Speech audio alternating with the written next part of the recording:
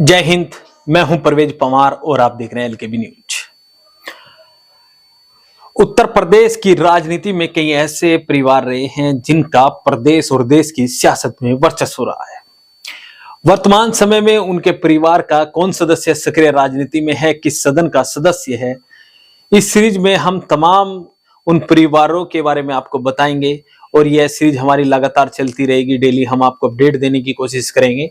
आज हम पश्चिम उत्तर प्रदेश के शामली जनपद के कद्दावर राजनीतिक घराने पूर्व मंत्री अमीर आलम खान साहब के परिवार की राजनीतिक जो वर्तमान समय में सियासी उनका वजूद है, क्या किस पद पर हैं, क्या चल रहा है, वो तमाम जानकारी हम आपको देंगे। एक समय हुआ करता था कि पश्चिम उत्तर प्रदेश के सहारनपुर मंडल में अमीर आलम खान साहब का बड़ा राजनीतिक रसूख रहा है। हालांकि वह घटते घटते अब कम होता नजर आ रहा है क्योंकि लंबे समय से चुनावी राजनीति से दूर है। हालांकि वह हर बार ऐलान तो करते हैं कि उनका टिकट हो जाएगा जिस भी राजनीतिक दल में वो होते हैं। के लोकसभा चुनाव में खूब चर्चाओं में उनका एक बयान आया था कि जिसका नल है वही अपने नल का पानी पिएगा। हालांकि भारतीय जनता पार्टी से गठबंधन हुआ और नल को कमल खिलाने की जिम्मेदारी दी गई। तो अमीर आलम खान साहब वर्तमान समय में राष्ट्रीय लोकदल में हैं और अमीर आलम खान साहब की बात करें तो 1985 में पहली बार वह विधायक बने थे और अमीर आलम खान साहब 1985 में थाना भवन विधानसभा सीट से विधायक बने थे और उन्हें उस समय 1985 की बात करें तो सोमांश प्रकाश पूर्व विधायक रहे हैं, कांग्रेस से वो चुनाव लड़ रहे थे। उनके सामने थाना भवन विधानसभा सीट से अमीर आलम खान साहब एलकेडी के कैंडिडेट थे और उन्हें 49,578 वोट मिले थे और सोमांश प्रकाश जो कांग्रेस के उम्मीदवार थे और 1980 में विधायक भी चुने गए थे, यानी विधायक रहते हुए चुनाव लड़ रहे थे, उन्हें 47,883 वोट मिले थे। और इस चुनाव में अमीर आलम खान साहब को 1695 वोटों से जीत मिली थी और इसी जीत के साथ वह पहली बार 1985 में विधायक बने थे। 1989 में दूसरी बार वह चुनाव लड़े। मोरना विधानसभा सीट जो अब मीरापुर विधानसभा सीट के नाम से जानी जाती है, जो काफी चर्चाओं में भी रही, अभी उपचुनाव वहां पर हुआ। यहां से भी अमीर आलम खान साहब नवाजी आलम खान के टिकट की राष्ट्रीय लोकदल से अपने आप ही घोषणा कर दी थी उन्हें कि अमीर नवाजी आलम खान को जयंत चौधरी ने हरी झंडी दे दी कि वो मीरापुर से चुनाव लड़ेंगे। लेकिन अभी हम अमीर आलम खान साहब के बारे में बात कर रहे हैं। अमीर आलम खान साहब जनता दल के टिकट पर चुनाव लड़े 1989 में और 50,304 वोट उन्हें मिले, यानी बड़े मतों का 50.64% वोट उन्हें मिला था। इसके अलावा शहीदु जमा कांग्रेस के उम्मीदवार थे, उन्हें 34,827 वोट मिले थे और इस चुनाव में लगभग 15,000 वोटों से अमीर आलम खान साहब ने जीत दर्ज की थी और बीएसपी के मान सिंह को 7,862 वोट इस सीट से मिले थे और अमीर आलम खान साहब दूसरी बार विधायक बने। इसके बाद अमीर आलम खान साहब 1996 में फिर थाना भवन विधानसभा सीट से विधायक बने और अमीर आलम खान साहब का मुकाबला भारतीय जनता पार्टी के धर्मपाल से रहा। 3,163 वोटों से उन्होंने इस चुनाव में जीत दर्ज की थी। अमीर आलम खान साहब को इस चुनाव में 60,930 वोट मिले थे और धर्मपाल सिंह जो भारतीय जनता पार्टी के उम्मीदवार थे उन्हें 57,767 वोट मिले थे। अमीर आलम खान साहब एक बार लोकसभा के सदस्य रहे और एक बार राज्यसभा के। कैराना लोकसभा सीट से वो सांसद बने। उस चुनाव में वह काफी चर्चाओं में आए थे क्योंकि क्षेत्र के कद्दावर नेता मुनव्वर हसन को उन्होंने चुनावी अखाड़े में मात दी थी और एक बार वह राज्यसभा के सदस्य भी रहे, राज्यसभा सांसद रहे, एक बार लोकसभा यानी 3 सदनों में वो रहे, प्रदेश सरकार में वो मंत्री भी रहे। तो 1985 से चली आ रही राजनीति 2024 में किस स्थिति में है वो तमाम चीजें हम आपको बताएंगे। तो 1996 लगातार 1996 में विधायक बने, 1998 में सांसद बने। तो अमीर आलम खान साहब का जो राजनीतिक विरासत थी उन्होंने अपने बेटे नवाजी आलम खान को दे दी। नवाजी आलम खान बुढ़ाना विधानसभा सीट से चुनाव लड़े और इस चुनाव में नवाजी आलम खान साहब ने बुढ़ाना विधानसभा सीट से जीत दर्ज की 2012 में।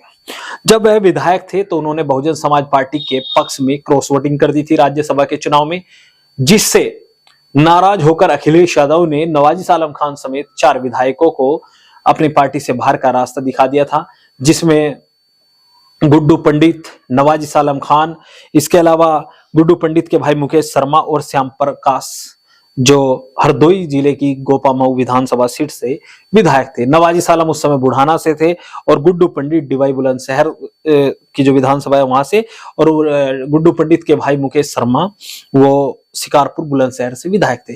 तो ये इन्होंने क्रॉस वोटिंग कर दी, जिससे अखिलेश यादव खफा हो गए और अखिलेश यादव ने इनको पार्टी से बाहर का रास्ता दिखा दिया।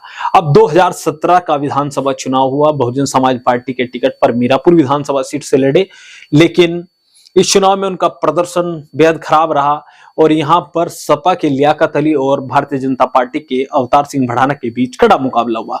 कड़े मुकाबले में अवतार सिंह भड़ाना ने लियाकत अली को मात दे दी और नवाजी सालम तीसरे नंबर पर, यानी यह कह लीजिए कि उनका जो चुनाव रहा ये बड़ा खराब प्रदर्शन उन्होंने इस चुनाव में किया था। जिसके बाद से नवाजी सालम खान साहब के पिता अमीर आलम खान साहब तो ऐलान करते हैं कि उन्हें लोकसभा का चुनाव लड़ेंगे, वो राष्ट्रीय लोकदल उन्हें टिकट देगी। सपा राष्ट्रीय लोकदल का गठबंधन था और उनकी ओर से दावा किया जा रहा था। बड़े बड़े होर्डिंग पूरी कैराना संसदीय सीट पर लगा दिए गए थे, लेकिन यहां उन्हें टिकट नहीं मिला।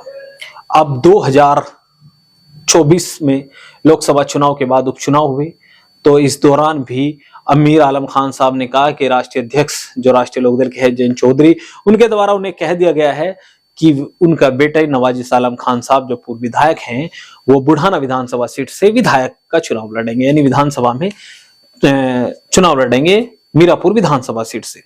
और उन्होंने खुद ही ऐलान कर दिया, राष्ट्रीय लोकदल के कई विधायक थे जो प्रसन्न चौधरी समेत, उन्होंने कहा कि ऐसी कोई घोषणा राष्ट्रीय लोकदल की ओर से नहीं की गई और ना ही इस तरह की कोई बात है। जिसके बाद अमीर आलम खान यहां भी बैकफुट पर नजर आए और राष्ट्रीय लोकदल ने मिथिलेश पाल को अपना उम्मीदवार घोषित कर दिया। यानी 2012 के बाद आज हम 24 में हैं, नवाजी सालम खान साहब या अमीर आलम खान साहब का परिवार कोई चुनाव नहीं जीत पाया। हालांकि 17 का विधानसभा चुनाव वह बसपा के टिकट पर मीरापुर विधानसभा सीट से लड़े थे। तो अमीर आलम खान साहब एक समय सहारनपुर, शामली, मुजफ्फरनगर इन जिलों में उनका अपना वर्चस्व हुआ करता था, लेकिन अब सियासी रूप से वह हाशिए पर है। और राजनीतिक पंडितों की माने तो अखिलेश यादव से जो उनके बेटे नवाजी सालम खान साहब ने समाजवादी पार्टी के साथ एक धोखेबाजी की थी, क्योंकि सपा के विधायक थे और क्रॉस वोटिंग बसपा के पक्ष में कर दिया, उसी से अखिलेश यादव नाराज हैं। और अब विकल्प के तौर पर अमीर आलम खान साहब के पास बहुजन समाज पार्टी या राष्ट्रीय लोकदल ही एकमात्र विकल्प उनके पास है। या तो वो बहुजन समाज पार्टी से जाके चुनाव लड़ सकते हैं अब, या आरएलडी से, क्योंकि बड़े नेता है, कोई वैसे छोटे मोटे दलों में तो वो जाएंगे नहीं। तो आरएलडी और बीएसपी के अलावा मुझे नहीं लगता कि समाजवादी पार्टी उन्हें कोई महत्व दे, क्योंकि अखिलेश यादव बड़े आक्रामक तेवर रखते हैं, जो उन्हें धोखा देके जाते हैं उनको दोबारा पार्टी में वो नहीं लेते। और विधानसभा के सदस्य होते हुए क्रॉस वोटिंग की पहले भी अभी अखिलेश यादव बयान दे चुके कि जिन्होंने उनके परिवार के साथ ऐसा कुछ किया, उनकी पार्टी के साथ धोखा किया है, उसको वह किसी भी हालत में अपनी पार्टी के सदस्य के रूप में भी स्वीकार नहीं करेंगे। और यहां तक कह दिया था कि अखिलेश यादव ने कि अगर उनकी कोई सिफारिश लेकर आएगा तो उसको भी बाहर कर देंगे। तो राजनीतिक पंडित मानते हैं कि नवाजी सालम खान की वह गलती अमीर आलम खान साहब को आज तक भारी पड़ रही है। कब यह उनके परिवार को किसी सदन के सदस्य बनने का सौभाग्य प्राप्त होगा, कब वह किसी सदन के सदस्य बनेंगे, यह तो भविष्य के गर्भ में है। लेकिन वर्तमान समय में इन राजनीतिक परिस्थितियों में वह अपने सियासी वर्चस्व के लिए जूझ रहे हैं और उन्हें एक सफलता की तलाश है। आप भी अपनी राय कमेंट बॉक्स में दे सकते हैं।